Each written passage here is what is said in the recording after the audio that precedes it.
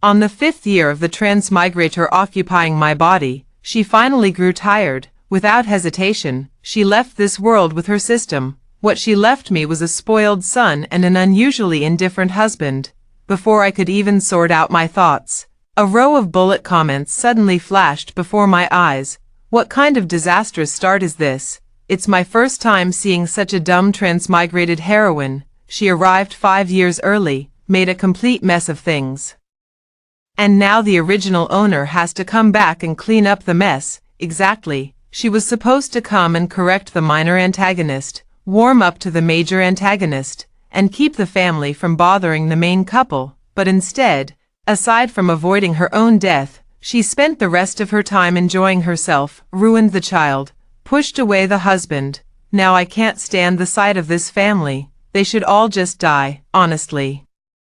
It turns out I was just an early death cannon fodder in the novel, and my husband and child were both villains. Hello, everyone, welcome to my channel. Subscribe us to read wonderful novels every day. Now the story begins. The scrolling bullet comments before my eyes continued to list the young villain's misdeeds: rude, bad-tempered, selfish, and bullying other children. Before I could sort out my thoughts, a sudden noise came from beside me.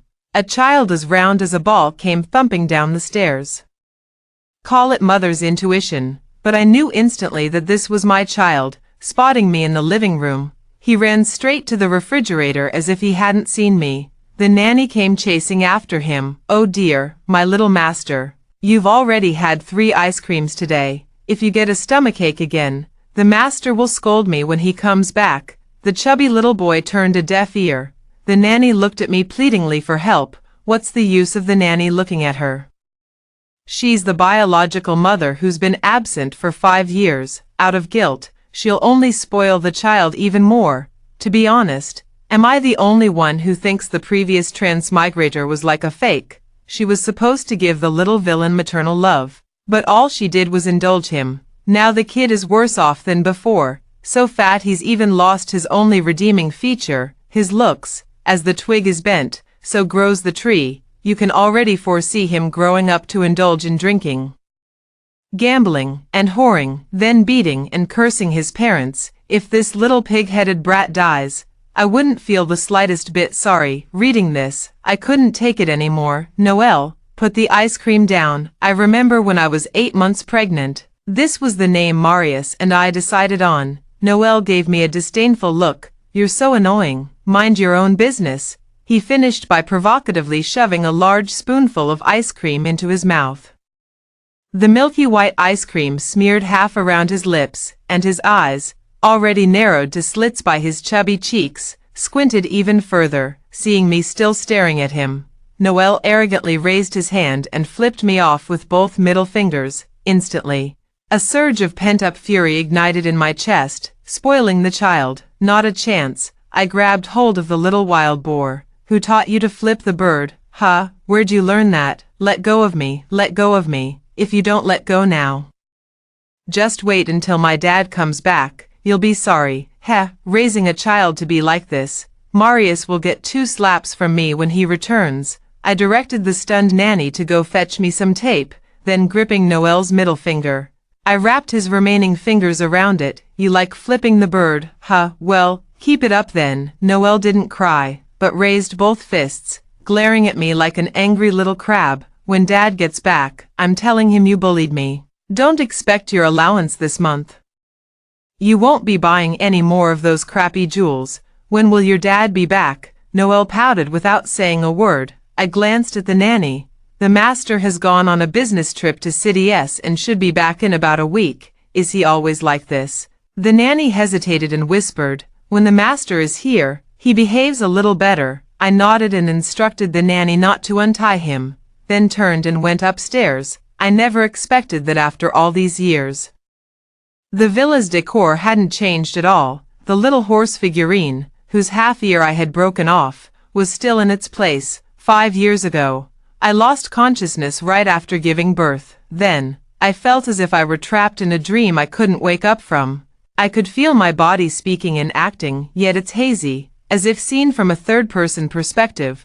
I thought I had merely taken a nap, Only after reading the bullet comments did I realize 5 years had passed, following my memory. I walked to the bedroom door. A password lock I'd never seen before stopped me at the door. Sigh. The cannon fodder sister probably doesn't know this lock was installed specifically to keep her out. By the way, has anyone figured out the password? That transmigrator tried to sneak in for a surprise attack earlier but failed after several attempts. No idea. She tried the little villain's birthday, the cannon fodder sister's birthday, Marius's birthday. She went through them all. She even triggered the villa's alarm system from too many wrong attempts. The panicked look on her face at that moment nearly killed me with laughter, not to mention transmigrators. Even we have never seen Marius's room. Seeing this, I raised an eyebrow and entered a password I knew by heart. Ignoring the barrage of holy shit comments in the bullet chat, I pressed down on the door handle. Sure enough, the layout of the bedroom remained unchanged. Even the color of the bedsheets is exactly the same as when I went to the hospital to give birth 5 years ago. The only difference is that there are a few locked diaries on the bedside table. It seems that over the years, Marius has gotten used to locking away all the important things. I casually picked one up and took a look. The pages of a few diaries appeared to have been soaked in water, badly crumpled. The barrage was all anticipating me to crack the code and peek into Marius's secrets. I ignored it and put it back exactly where it was. At dinner, the housekeeper was about to prepare the meal based on Noel's order, but I stopped her. No need to trouble yourself. Starting today, he's going on a diet. I glanced at his little fist wrapped in bandages. Let's start with an all-veggie sandwich for him today. Why, just because I flipped you off, you're going to torture me like this? Noel protested loudly. I shook my head and looked him straight in the eyes. You see. You also know that giving the middle finger is bad behavior, especially since I'm your mother, but you didn't apologize to me. And making you lose weight isn't meant to punish you. It's for your health. Noel puffed out his cheeks and didn't argue for a long while, only muttering softly under his breath. You're the one who's not. The second half of the sentence was too quiet. I didn't catch it, but it probably wasn't anything nice either. During the meal, Noel signaled for me to remove the tape for him, still planning to flip the bird next time. He didn't look at me, pouting his little mouth. I won't compete anymore. After a moment of silence, he finally said, I'm sorry. Honestly speaking, the cannon fodder sister has a way of dealing with bratty kids. I was laughing so hard watching this. If the little villain hadn't apologized, his fingers would probably have gone numb. More, please. I love to see it. Wait, doesn't the cannon fodder sister consider the consequences? It's not 5 years ago anymore. The transmigrators have worn out Marius's feelings. If he comes back and actually turns hostile, if the early deceased white moonlight turns into a blue cause and white fruit scenario, I'd really be done for. Marius turning hostile against me, honestly. I'm kind of looking forward to it. Marius, it remains unknown whether he will turn hostile. Noel was the first to have reddened eyes at the dinner table. He pointed at the sandwich with lettuce and fried egg. Is this all you're eating? I nodded. Even the eggs were kept as they were because I was afraid he wouldn't adjust, so I didn't immediately switch to boiled eggs. I won't eat this. I want sweet and sour spare ribs. If you don't eat, then go hungry. Noel rolled his eyes, snorted, and jumped off the stool, running away. I sighed, not wanting to push things too far, but the little one just wouldn't take the hint. I put down my chopsticks, called the nanny, grabbed a trash bag, and began searching for Noel's hidden snacks. There he was, crouched by the bed, munching on chips with his little butt in the air. Noel got caught red-handed. As snack after snack fell into the trash bag, his tiny hands trembled. You're not playing fair, he cried. I turned a deaf ear. Noel, seeing that he couldn't stop me, he quickly stuffed the last remaining potato chips into his mouth and chewed frantically. Seeing me leave, he breathed a sigh of relief. Little did he expect that I would turn around and head straight into his favorite home theater and study. The kid is quite shrewd, knowing not to put all eggs in one basket, but this trick of his, I played it too when I was little. Now Noel has completely broken down. Woo-woo, spare the snacks, please, I beg you. My limited edition gift box. I saved up my allowance for so long to buy it, and I couldn't bear to eat it until now. Take my life if you must, but don't take the life of my snacks. Snacks, how can I live without you? Snacks. Noel was genuinely crying now, wiping his tears and sniffling quietly. Ha ha ha ha. Watching the little chubby kid cry is kinda funny, feels adorable. I can't stand kids crying. But Noel cries so softly, not like other kids who wail loudly and hurt your ears. Otherwise I would have left long ago. Replying to the above, kids scream loudly to gain adults' sympathy. Could it be that Noel subconsciously knows the Transmigrator isn't his real mom? Damn, that's some next-level creepy thinking. I crouched down and hugged Noel, patting him while explaining that the snacks were just being put away for safekeeping and not thrown out. As long as he ate properly from now on, they would be returned to him. He instantly stopped sobbing, leaned his head against my shoulder, and clutched my sleeve, whispering, "Mom." I responded with a soft yes, be a good baby. After the snack incident, Noel became inexplicably well-behaved, but he still couldn't shake off the habit of sneaking snacks. In just 2 days, I engaged in a battle of wits with him 300 times, until I played my trump card. I discussed with Noel that it's okay if he really wants to eat snacks, but he must burn off however much he eats. At first, Noel didn't take it seriously and agreed readily, until the evening walk. I pulled out a balance bike. Noel thought I bought it for him and excitedly thanked me. He froze for a moment when he saw me plop down onto it, then generously said, "It's okay. Mom can play first." I smiled without a word, fastening the belt and rope around him. Noel looked at me in confusion. I said, "You've had 2 bags of chips, a box of ice cream, a pack of spicy sticks, 2 pieces of chocolate, and a small cake today." Mom did the math. Just taking a walk won't burn off those calories, so come join me for a fun and loving parent-child activity. Yes, that's right. So-called parent-child activities are me sitting on a wiggle car, Noel pulling me from the front. I'm a kid. Then choose between the parent-child activity and the snacks. Noel remained silent. Noel kept his head down and pulled the cart. Noel was exhausted into a meme. After the weekend, Noel was sent to kindergarten by the nanny. I took some time to check the company's operational status. This company was originally co-founded by Marius and me. He handles the technical side, while I take care of public relations and promotion. Marius is a true introvert, not good at dealing with people. Who would have thought that 5 years later, the company would be thriving under his management? Even the dividends from my shares have multiplied several times over. This gave me a sense of relief. Even if things between us reached the worst possible outcome, I still had the capital to make a comeback. I quickly caught up on the information gap of the past 5 years online, planning to find some reliable investment projects. Just then, my phone suddenly rang. Noel's parent. Noel has been hitting other children at school. The parents of the other child are already here. Please come over immediately. Bullet comments. Here we go. The first classic face-slapping plot twist. Could there be some misunderstanding? Noel already got scolded by Sister Cannon Fodder. How dare they still act so arrogantly? There's no misunderstanding. I saw it clearly. Noel did it on purpose. Born evil. When will that whole family die? It's infuriating to watch. But Fatty Goo bullying the female lead's daughter is like kicking an iron plate. That fat bastard thinks his family's dirty money makes him special. Little does he know the male lead is the crown prince of the Beijing elite.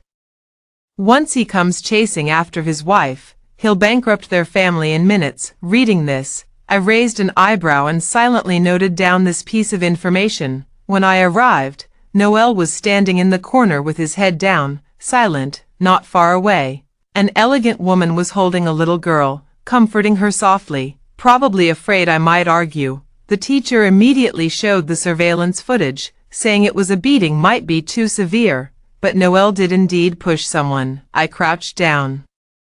Did this little kid insult you? Noel looked at me and shook her head. Then did she bully you or do something hurtful to you where others couldn't see? Noel pondered for a moment, then shook his head. Stop asking. Cannon Fodder sis. The female lead's daughter was just playing with her toys when that fatso goo ran over to talk to her. When she ignored him, he pushed her. What a kid, TSK, who understands this? There's this helpless feeling like you can't slap someone through the screen. A father-born, mother-ungrazed thing. If this were my kid, I'd kick him twice first to vent my anger. Even though the barrage of comments explained the whole story in bits and pieces, I still insisted on asking, why did you bully someone?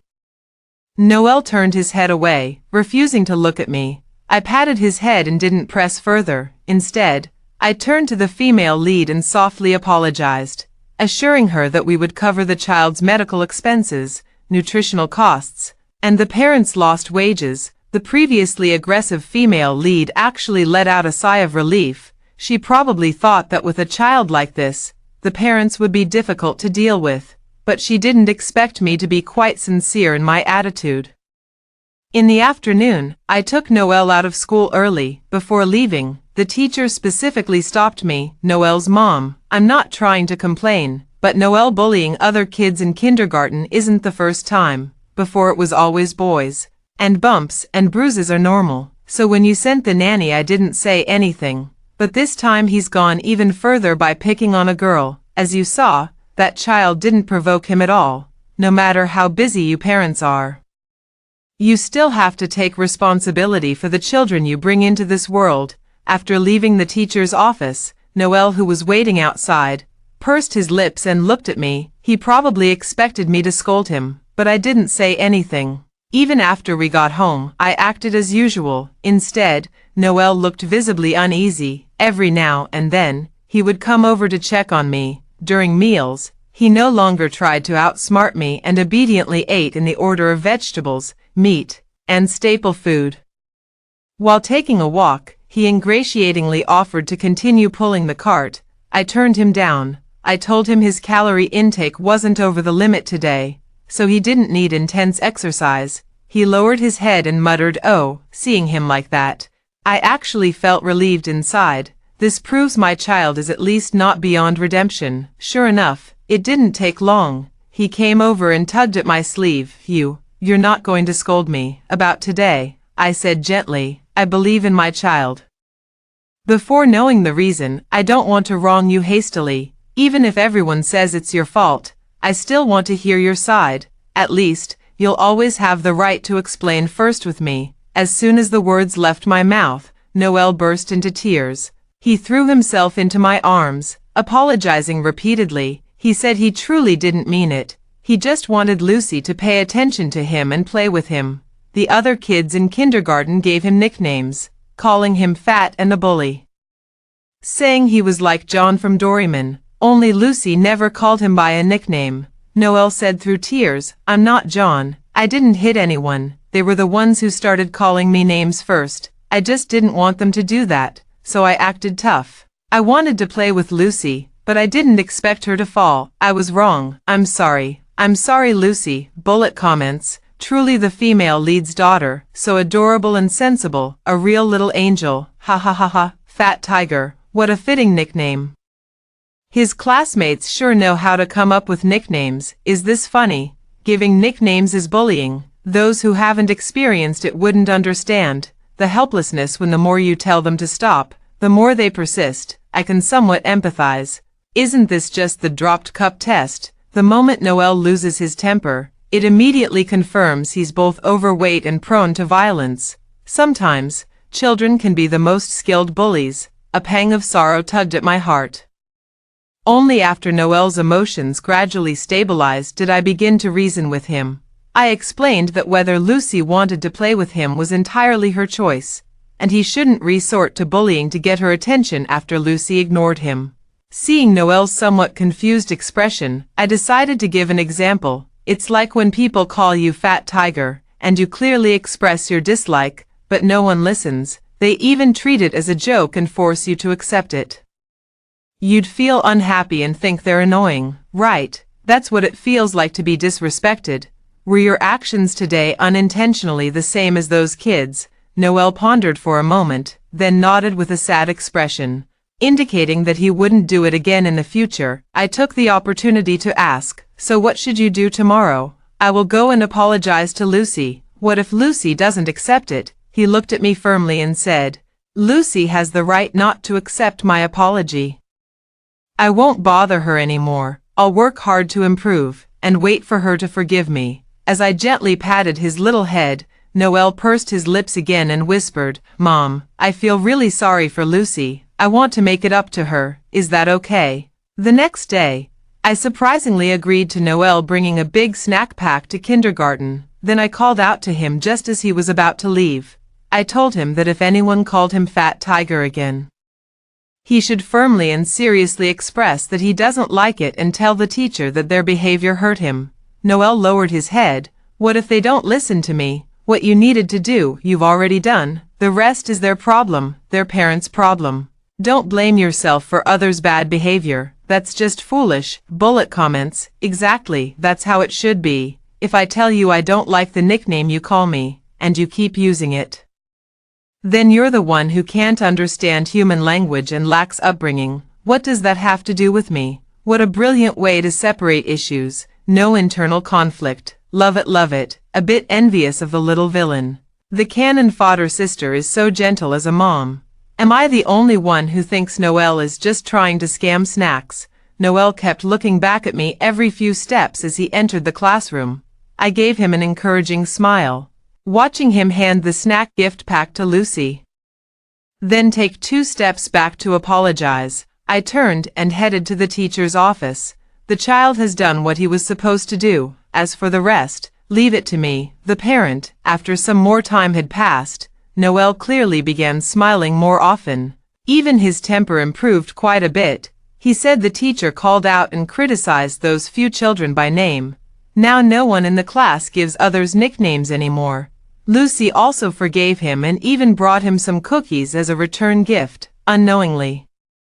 It was time for Marius to return. That night, I was sleeping in my room. In the darkness, a pair of hands suddenly appeared, tightly gripping my neck. A furious and deep voice sounded in my ear. How did you get in? Did the system crack the password? Have I not told you? Stay away from my room. I recognized Marius instantly. Without a second thought, I slapped him. A crisp smack rang out. Marius froze for a moment before abruptly letting go. Ah, Louise. As the desk lamp was turned on, I rubbed my eyes. Marius, long time no see. No sooner had the words left my mouth than I was pulled tightly into his embrace. You're back. You're finally back, I thought. The shoulder of the pajamas quickly became wet. I hugged Marius tightly in return. Don't be afraid. I won't leave you all again. Bullet comments. Recognized just like that. I thought there'd be at least a few hundred chapters of angsty love. What happened to the promised emotional torment? 666. What did the cannon fodder sister do to the big villain? Recognized after just one slap. To be honest, even though Marius was trying to threaten the cannon fodder sister just now, I really enjoyed it, that neck grab. You know what I mean. If only there could have been a kiss too. Upstairs. Are you revealing something? All night long Marius ignored my assurances, holding me tightly in his arms and refusing to let go. To distract me, he took the initiative to tell me about what had happened over the past 5 years. He said that ever since I left the delivery room, he felt something was off. At first, he thought it was postpartum depression, and secretly consulted many psychologists out of fear, until he noticed that my eating habits, clothing style, and way of speaking had completely changed. Only then was he completely certain. He tested and clashed with the Transmigrator several times. The other party simply laid their cards on the table. She said, I'm here to save your wife's life. As for when I'll leave, that depends on my mood. He didn't dare to gamble with me, so he had no choice but to compromise, maintaining an uneasy peace with the Transmigrator. Hearing this, I reached up and pinched his cheek. So you're not even taking care of your son anymore? Marius lowered his head to press his forehead against mine and said with a hint of grievance, I do take care of him, but Noel's eyes are so much like yours. Every time he acts spoiled. I can't bring myself to scold him harshly, and besides, the latter part Marius didn't continue, but I could guess what it was. The Transmigrator particularly enjoyed a luxurious lifestyle.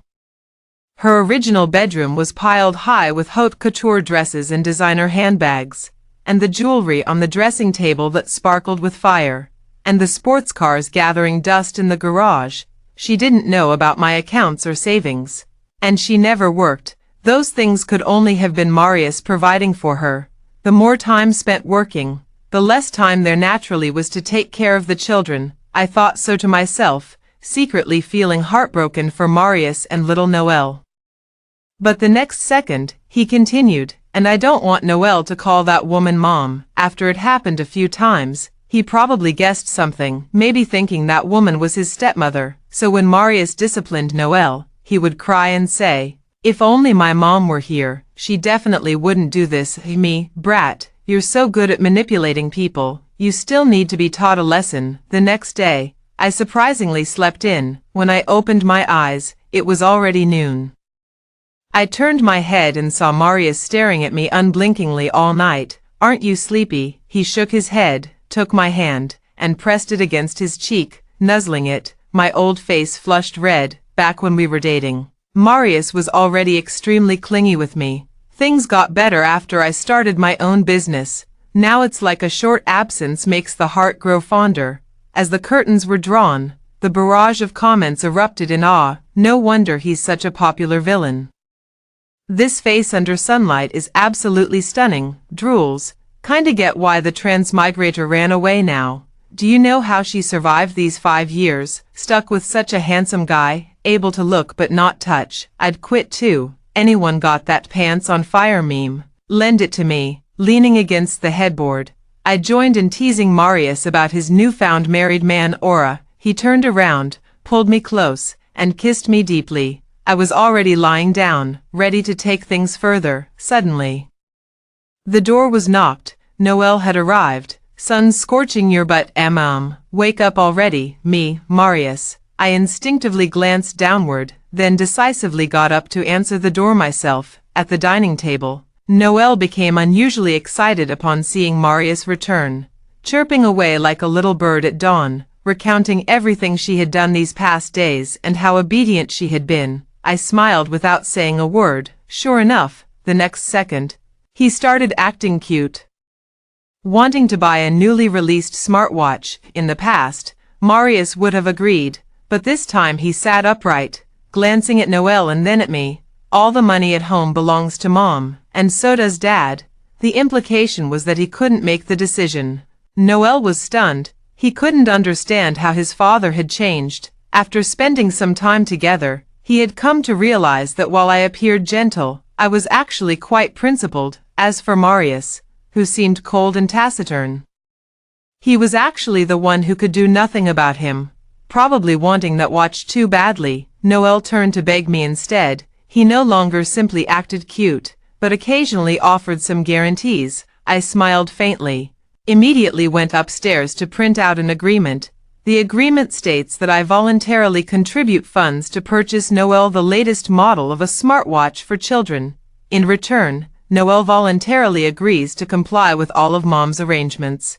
This includes, but is not limited to, washing dishes, mopping floors, watering plants, cleaning toys, not sneaking snacks, tidying their own room, helping Mom unpack packages and take out the trash, diligently working to lose weight and pull carts, until adulthood. If any terms are violated, minor offenses will result in confiscation of snacks, while major offenses will lead to confiscation of the smartwatch and all toys.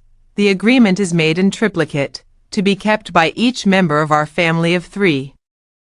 Noelle looked and looked again, signed the humiliating treaty with grief and indignation. Bullet comments: "The watch strap broke, but the watch loan never did. Noelle seems to have bought a new watch, but in reality, he's wearing a summoning device." Days passed unhurriedly, and before we knew it, it was Noelle's summer vacation. That day, I was discussing the company's development plans for the next few years with Marius. The barrage of comments suddenly erupted into chaos. "Damn.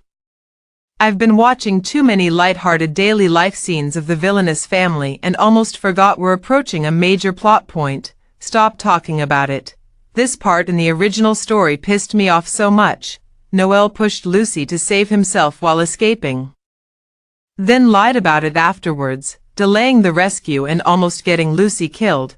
Weren't the kidnappers originally targeting the daughter of the Beijing elite's young master? Noelle was just unlucky regardless. Because of this incident, Noelle will never be redeemed in my eyes. Isn't the female lead at fault too? She was too weak to handle it alone. So why didn't she notify the male lead immediately, waiting until the last minute to call? Was her pride more important than the child's life?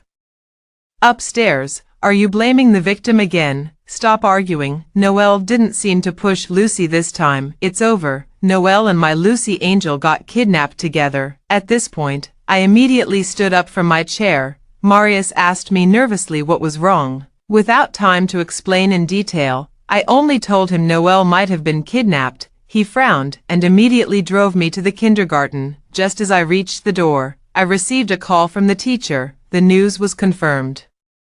And my vision went black. But Marius caught me. It's okay, Louise, our child will be fine. His voice was calm, but his hands trembled uncontrollably as he dialed the emergency number. Before long, the female lead also received the news. She cried so hard in the kindergarten that she nearly fainted. I tentatively asked her if we should inform Lucy's father. She froze for a moment, then kept shaking her head, saying he already had a fiancé and so on. Bullet comments. It's all a misunderstanding. When will the female lead realize that the male lead only has eyes for you? The female lead's personality is too weak. It's getting tiresome to watch. The main plot isn't as interesting as the daily life of the antagonist's family. Anyway, Lucy will definitely return safely in the end. Protagonist Halo and all. But Noelle might not be so lucky. At this point, I couldn't hold back any longer. I turned around, walked out the door, and dialed the number that had been saved in my phone for a long time. No matter what, I must save my son. Less than 2 hours after the call was made, a loud roar echoed over the kindergarten. The male lead arrived by helicopter. I briefly explained the situation and directly stated that my child was an indirect victim. He frowned and made one call after another. The kidnapper's location range was quickly identified. But since the kidnappers were armed, the rescue plan still needed to be carefully discussed. I leaned into Marius's arms and took a deep breath. At that moment, my phone suddenly received an emergency location alert from the smartwatch. Comments. I switched perspectives. The two kids are so smart. Working together to escape through the dog hole in the factory. Holy shit. Noelle, what are you doing? Why are you taking off Lucy's clothes? He's trying to lure the kidnappers away himself. He's crazy. Lucy might survive, but he might not. Woo-woo. He sent his location and left his watch for Lucy. I'm staying right here today. Let's see who dares to call Noelle selfish from now on. I can't take it anymore. Noelle baby, you're such a good baby. I'll never call you Fatty Noelle again. My eyes instantly welled up with tears. I quickly relayed the location details to the police. Upon learning the hostages weren't in the factory building, they immediately launched their operation. We found Noelle in the early hours of the morning, a tiny figure. Arms and legs covered in scrapes, lay curled up in the bushes with eyes closed. I called out to him twice, my voice trembling. He opened his eyes and whispered, "Mom, you came to save me." I nodded, tears streaming uncontrollably down my face. Little Noelle reached up to wipe away my tears, then looked at me with bright eyes, asked me Lucy if she was saved. He protected his friend. Isn't that amazing? I nodded repeatedly. Yes, you're amazing. Noelle is mommy and daddy's little hero.